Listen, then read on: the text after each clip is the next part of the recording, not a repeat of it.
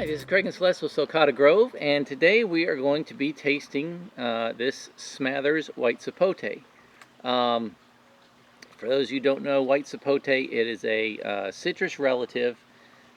It's very little like citrus at all, but it's a plant. It's a little more cold hardy than a lot of the other kind of things that we can grow here in Florida. It had been at one slightly considered as a replacement for citrus in areas where disease is ravaging the citrus industry. I don't usually like these very much. Celeste likes them more than I do. A lot of these tend to be very perfumey. She kind of likes the perfumey flavors more than I do. And of all the different varieties of white sapotes that I've had, there's been one or two that I liked and 4 or 5 that I didn't. So the odds are stacked again. And I've had Smathers. I didn't like Smathers before. But we've got some that these just came off the tree. They fell off in my hand this morning. Yeah. So they're very fresh. They're soft. They're not too soft. I mean, it's got a little bit of give. But yeah, it's not like, once these things are really ripe, they're very soft. So we're going to give it a try.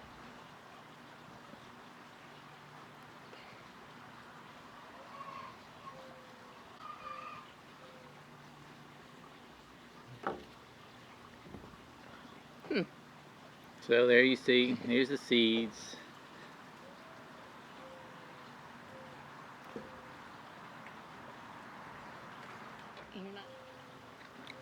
Oh, that's actually creamy. It's not bad. It is perfumey. It's like a really creamy, sweet fruit. So we picked one of these earlier and let it ripen on the counter, and it was not nearly this good. It had like a bitter, almost flavor. But wait until they're yellow on the tree and then just lifting it a little bit, see if it'll fall out in your hand. Makes it a lot better.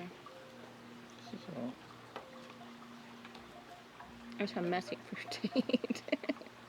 Sure, there's a better way to cut this. I have not cut one of these in a long time, and I've kind of forgotten how to do it. It's very like pudding-y. There's a tanginess to it. To me, I almost it is sweet, but it's like a vanilla pudding, a floral vanilla pudding. But difficult to put your finger on. Mm-hmm. It's pleasant. Yeah. So this is far the best Smathers that I've had. Mm-hmm. I think, again, this is one of those that we've been letting over ripen. It's hard to, there's not a lot of meat. There's probably an easier way to do this. Do you want to try some, Valerie? Okay. I'm making a mess here. People comment on your messy eating online. That's fair. I'm doing it outside, so it's very, I'm trying to, like, and it's squeezing this to get the seed out. It's just mushing. It's very, very soft fruit. Yeah, so I think this is one you can't let over ripen. Yeah. And then, I guess, again, I'm sure there's somebody sitting there screaming, "You're cutting it the wrong way." I agree. I'm sure I am. This is not the right way to cut this. Write in the comments how to cut a white sapote fruit better. Most of the time that we've eaten these, we've been down at Fruit and Spice Park. And at Fruit and Spice Park, you're allowed to eat anything that's on the ground. So what we're doing is we're picking up white sapotes off the ground and more or less eating them like an orangutan would, just kind of, and so yeah, I'm not sure how the thing is, there's not a lot of meat on this. There's not a lot, if you're trying to avoid the skin, which I don't know why we are. I thought that's what made you feel kind of drugged. Okay, go ahead and tell that story. Well, we're down at Fruit and Spice Park, and the red limb white sapote is like my favorite fruit in the whole park. And there were maybe 20 ripe under the tree. So I just sat down and started eating them, and I ate a lot. And that night, I felt like somebody had drugged me. I thought, oh my gosh, do I need to go to the hospital? I just don't feel normal at all. And then I talked to someone else who had been down there, and they experienced the same thing. So there's something in the fruit where if you gorge on 15 to 20, and maybe get some immature seeds, and it may have something to do with the peel, or there is some. It's reported to make people sleepy. There's something in there pharmacological that you want to be careful with. Yeah, don't sit down and eat 20 of them all at once if you've No not matter had them how before. good they are. And here I've butchered this thing, and it felt like there wasn't much meat on this. For being such a decent sized fruit, there's a lot of seed, big seeds. And I'm So sticky sticky. everywhere. But the flavor is good, and Yeah. it's I wish they were easier to eat. yeah. And the trees produce tons of fruit. They're a little bit finicky to get started. At least we've had that experience. That once they get going, and this is one of those, like, the branches will break because they're too heavy with fruit. But plant it like an avocado. But Like yeah, nowhere with standing water. they don't like standing water. Most of the ones that we've done have done better with a little bit of shade rather than full sun. But I've seen them in full sun too, so I guess they're not picky about that. If you could eat the skin, it would be. And maybe you can, but that night, like, I was dizzy and had a hard time walking. Like, that's how bad it was.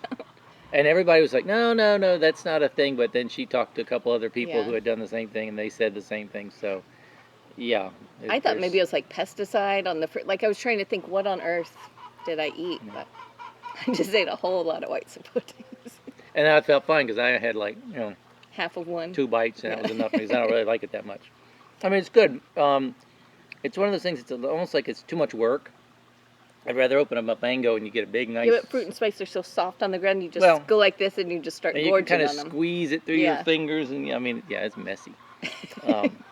Always bring a bottle of water to Fruit and Spice Park to wash your hands with as you go around. Because otherwise you have to wash your hands off in the koi pond, and I don't think they like you doing that, They have bathrooms too. They do have bathrooms, that's true. But they're on the other side of the park from the White Sapote.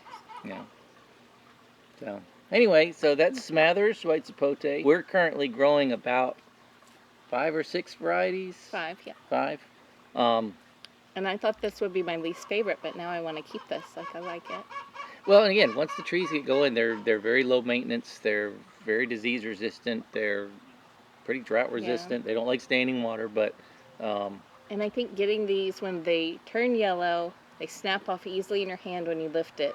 I mean, and then go ahead and eat it then. Don't wait for it to soften, which is what we were doing, because we're so used to the ones on the ground at Fruit and Spice Park that are just, I mean, mush. Soft like a fig, kind of soft, and they don't need to be, so very messy. But good. And for this if I had to list all of the ones, I would have said Smathers was my least favorite, and this one was actually pretty good. So it's all about getting it at the right time. Yeah, as with and it's many different than all other fruits, so it's nice if you like to have different things to eat. And it's not a big tree. I mean, it's more of a bush than a tree. Well, Fruit and Spice are pretty big. Oh, well, that's true. That's true. Theirs get full. Most of the ones I've seen haven't been bigger than about maybe 8-9 feet. But yeah, they do at Fruit and Spice Park. They got some that are a good 25 feet tall. Sparse, not a beautiful tree. Yeah, it's not a pretty tree, but it just gets loaded with fruit. So anyway, White Sapote is certainly worth trying if you ever get your chance to try one. Which, good luck, because I haven't seen them many places other than the people that I know grow them. But we might sell a few this year. Yeah, if we get good production, we probably have a few. But anyway. Worth trying. Just don't expect to fill up on it, or don't fill up on it. Don't fill up on it. But so I hope you enjoyed watching, and we'll see you next time. Bye.